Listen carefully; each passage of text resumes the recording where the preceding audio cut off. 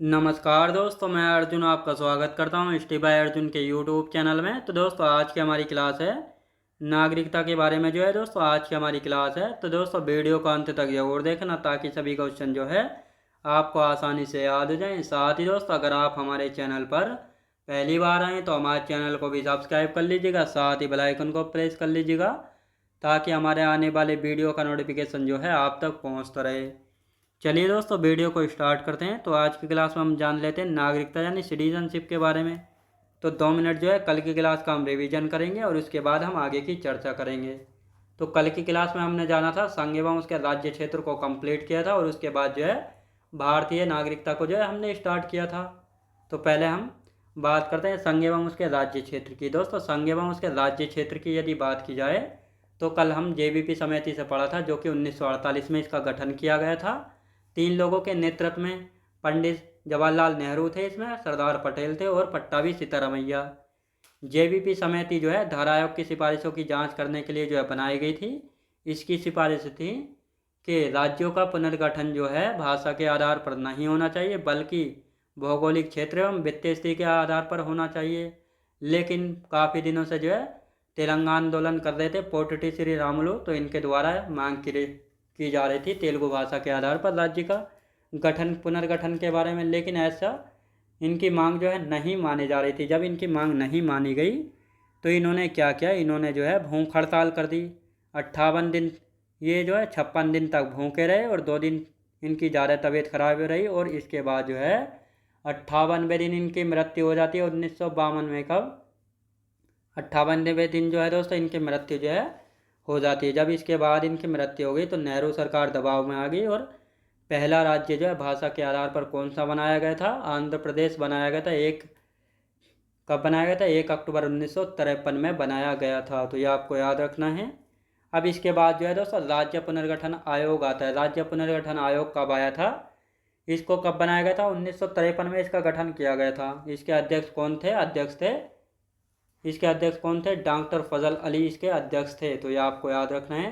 2 सदस्य और थे इसमें, HN कुंजरू थे और कौन थे दोस्तों? कबलम माधव पणिक्कर थे। याद रखेंगे दोस्तों। अब ये अपनी रिपोर्ट पेश करते हैं तो ये क्या कहते हैं कि 16 राज्य व 3 यूटीज बनाए जाएं। लेकिन बनाए कितने गए थे? बनाए गए थे 14 राज्य और 6 यूटीज जो है बनाए गए थे। और इसी रिपोर्ट के आधार पर जो है क्या होता है, एक राज्य पुनर्गठन अधिनियम आता है 1956 में। इस अधिनियम के द्वारा कहा गया था कि ग्रुप ABCD को समाप्त करके जो है 14 राज्य व 6 यूटी जो है बनाए गए थे। तो ये आपको याद रखना है। और इसके बाद जो है बाकी जैसे पेप्सू है, नेफा है, इन सभी को तोड़ तोड़ कर जो है बहुत सारे राज्य बनाए गए थे। जैसे नेफा को तोड़ा था तो मणिपुर, त्रिपुरा, अरुणाचल प्रदेश, मिजोरम ये बने थे। मुंबई प्रेसिडेंसी को तोड़ा था तो कौन कौन से बने थे? बना था मुंबई, महाराष्ट्र बना था और गुजरात बने थे। तो ये आपको याद रखना है। नागालैंड जो है असम से तोड़कर जो है बनाया था। और हमने बात की थी नागरिकता की, तो नागरिकता को संविधान के भाग 2 में रखा गया। और आर्टिकल की बात करेंगे तो आर्टिकल 5 से 11 तक हमने पढ़े थे। भारत में कैसी नागरिकता? भारत में थी एकल नागरिकता, जिसको ब्रिटेन के संविधान से लिया गया था। और भारत में 5 प्रकार से नागरिकता प्राप्त की जाती है और 3 प्रकार से त्यागी जाती है, जिसमें जन्म से और साथ ही दोस्तों वंश परंपरा से, पंजीकरण से, देशीयकरण से और इसके बाद भूमि अर्जन द्वारा। त्यागने को परित्याग, पर्यवसान और वंचित किया जाना, जिनमें से हम वंश परंपरा तक जो है पढ़ चुके थे और इससे आगे से आज की क्लास में हम पढ़ने वाले हैं। तो यहाँ पे हम चर्चा करेंगे। तो यहाँ पे आप सब लोग हेडिंग डाल लेंगे पंजीकरण से। तो पंजीकरण हेतु आवेदन करने की तिथि से 5 से 7 वर्ष तक जो है भारत में रहना होगा। और अब दोस्तों इसको जो है अब कितना 5 वर्ष कर दिया गया, यानी नागरिकता संशोधन अधिनियम 2019 के तहत जो है इसको 5 वर्ष कर दिया गया घटाकर। तो ये आपको याद रखना है। ऐसा व्यक्ति जिसका जन्म भारत में हुआ हो परंतु भारत के बाहर निवास कर रहा हो। विदेशी महिला जो किसी भारतीय से विवाह कर चुकी हुई या करने वाली हो। राष्ट्र मंडल देशों के ऐसे नागरिक जो भारत में रहते हैं या भारत सरकार की नौकरी करते हैं। तो ये सभी जो है चाहें तो पंजीकरण से नागरिकता प्राप्त करते हैं। याद रखेंगे। अब इसके बाद हम आते हैं देशीयकरण से। देशीयकरण की हम बात करेंगे, यानी इसमें क्या है, यानी कोई विदेशी व्यक्ति जो स्वेच्छा से भारत की नागरिकता ग्रहण करना चाहता है यानी कोई विदेशी व्यक्ति जो अपनी मर्जी या इच्छा से भारत की नागरिकता ग्रहण करना चाहता है, साथ ही भारत की नागरिकता के आवेदन के लिए 1 वर्ष से भारत में रह रहा हो, कुल मिलाकर जो है 5 वर्षों तक भारत में रहा हो। तो पहले कितने 11 वर्ष से घटाकर कितना दोस्तों 11 वर्ष से घटाकर 5 वर्ष कर दिया गया, 5 वर्ष कर दिया गया है, याद रखेंगे 5 वर्ष जो है कर दिया गया है। और संविधान में उल्लेखित 22 भाषाओं में से जो है किसी एक भाषा का अच्छा ज्ञान हो। यानी जब हमारा मूल संविधान बना था 26 नवंबर 1949 को, तो हमारे संविधान में जो है 14 भाषाओं को मान्यता प्राप्त थी, लेकिन वर्तमान में 22 भाषाओं को मान्यता प्राप्त है। तो इनमें से जो है किसी एक भाषा का अच्छा ज्ञान हो, अच्छे से लिख लेता हो और अच्छे से बोल लेता हो, तो वह देशीयकरण से नागरिकता प्राप्त कर सकता है। तो ये हो गया देशीयकरण से। अब आते हैं भूमि अर्जन द्वारा। भूमि अर्जन द्वारा से क्या मतलब, भूमि अर्जन इसमें कहा गया है भारत सरकार द्वारा किसी नए भूभाग को अर्जित कर भारत में विलय किया। जैसे दोस्तों भारत, जैसे पाकिस्तान है, पीओके है, बांग्लादेश है, अगर भारत इन पर कंट्रोल कर लेता है या इनको भारत में शामिल करता है, तो इन पर जो भी जनता रहती है उनको जो है भूमि अर्जन द्वारा नागरिकता प्राप्त हो जाएगी, अगर भारत इनको अपने में शामिल करता है तो ये आपको याद रखना है। अब आते हैं नागरिकता का अंत तो 3 प्रकार से होता है, परित्याग, पर्यवसान और वंचित किया जाना। परित्याग का मतलब यानी कोई व्यक्ति अगर अपनी मर्जी से जो है भारत की नागरिकता छोड़ता है तो उसको परित्याग।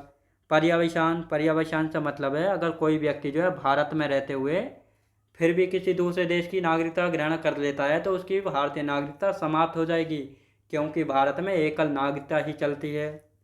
वंचित किया जाना, वंचित किए जाने की बात करेंगे अब। वंचित किया जाना यानी संविधान के प्रति अनिष्ठा दिखाने पर, यानी भारत में रहते हुए भी अगर आप संविधान का जो है पालन नहीं करेंगे और संविधान के प्रति अनिष्ठा दिखाएंगे तो तब भी आपको जो है आपकी नागरिकता छीनी जा सकती है। युद्ध काल में शत्रु की सहायता करने पर, मान लेते हैं दोस्तों भारत और पाकिस्तान के बीच युद्ध चल रहा है, कोई भारतीय व्यक्ति इंडिया का साथ देने की बजाय पाकिस्तान की सहायता कर रहा है तो उसकी नागरिकता रद्द की जा सकती है। अब यहाँ पे हम बात करेंगे तीसरा पॉइंट की, देशीयकरण या पंजीकरण द्वारा नागरिकता प्राप्त करने के 5 वर्ष के भीतर किसी अन्य देश द्वारा 2 वर्ष की सजा पाने पर नागरिकता समाप्त कर दी जाएगी। लगातार 7 वर्षों से देश के बाहर रहने पर, किसी भारतीय स्त्री या विदेशी पुरुष से शादी करने पर, किसी भारतीय स्त्री के द्वारा विदेशी पुरुष से विवाह करने पर उसकी नागरिकता जो है समाप्त कर दी जाएगी। तो ये आपको याद रखना है।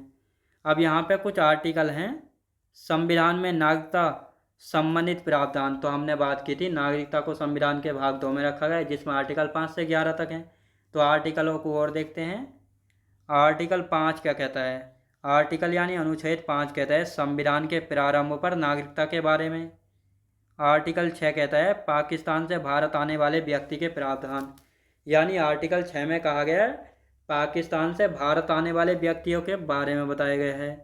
आर्टिकल 7 में भारत से पाकिस्तान जाने वाले व्यक्तियों के बारे में।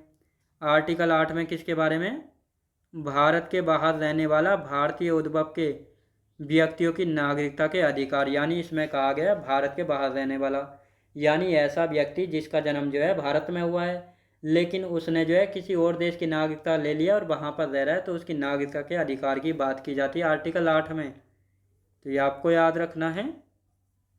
अब आर्टिकल 9 की बात कर लेते हैं।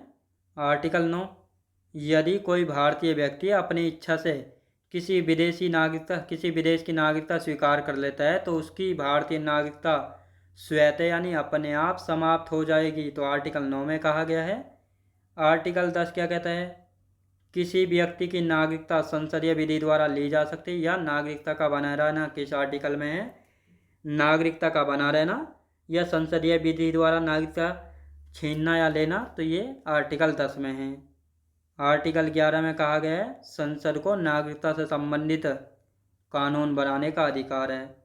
तो नागरिकता से संबंधित कानून बनाने का जो अधिकार है संसद को किस आर्टिकल में है, तो आर्टिकल 11 में मिला हुआ है। तो ये आपको याद रखना है। अब दोस्तों यहाँ पे हम बात करेंगे महत्वपूर्ण नागरिकता संशोधन अधिनियम। नागरिकता संशोधन अधिनियम 1955 की हम बात करेंगे तो इसमें जो है अब तक कितनी बार संशोधन हो चुका है, 6 बार हो चुका है। नागरिकता संशोधन अधिनियम 1986, नागरिकता संशोधन अधिनियम 1992, नागरिकता संशोधन अधिनियम 2003, नागरिकता संशोधन अधिनियम 2005, नागरिकता संशोधन अधिनियम 2015, नागरिकता संशोधन अधिनियम 2019। यहाँ पे एक नोट है, नागरिकता संशोधन अधिनियम 1955 में अब तक 6 बार संशोधन हो चुका है। ये क्वेश्चन पूछा गया है, तो इसको आप अच्छे से यहाँ पे याद रखेंगे। अब यहाँ पे नागरिकता संशोधन अधिनियम 2019 के बारे में थोड़ा जान लेते हैं। नागरिकता संशोधन अधिनियम 2019, इसमें कहा गया है कोई भी व्यक्ति अफगानिस्तान, बांग्लादेश, पाकिस्तान के हिंदू, सिख, जैन, बौद्ध, पारसी, ईसाई समुदाय से संबंध रखता है तथा 31 दिसंबर 2014 को या उसके पूर्व भारत में प्रवेश किया है तो उसे अवैध प्रवासी नहीं माना जाएगा। और इस अधिनियम के द्वारा भारत में निवास करने की अनिवार्य अवधि को घटाकर 11 वर्ष से घटाकर 5 वर्ष जो है कर दिया गया है, तो ये आपको याद रखना है। और साथ ही इस अधिनियम के प्रावधान जो है असम, मेघालय, त्रिपुरा, मिजोरम व आदिवासी क्षेत्रों तथा बंगाल के पूर्वी सीमांत में आने वाले अवैध प्रवासियों पर लागू नहीं होंगे। तो ये आपको अच्छे से यहाँ पे याद रखना है। तो ये आपको सभी कुछ अच्छे से यहाँ पे याद हो गया होगा। अब दोस्तों ये हमारा हो गया है टॉपिक कंप्लीट। ये हो गया हमारा टॉपिक कंप्लीट नागरिकता से संबंधित। और कल की क्लास में हम पढ़ेंगे संविधान का भाग 3, जिसमें मूल अधिकार यानी मौलिक अधिकार या फंडामेंटल राइट्स की बात की जाती है। कितने मूल संविधान में मौलिक अधिकार थे, वर्तमान में कितने, और किस में किसके बारे में चर्चा की गई है, तो अच्छे से हम जानने वाले हैं। तो आज की क्लास हमारी यहीं तक रहेगी। तो दोस्तों कमेंट बॉक्स में जरूर बताइएगा आपको वीडियो क्वालिटी, कंटेंट वगैरह सभी कुछ पसंद आया होगा। पसंद आया तो लाइक, शेयर, सब्सक्राइब करना बिल्कुल भी ना भूलें। चलिए दोस्तों मिलते हैं नेक्स्ट वीडियोज़ में।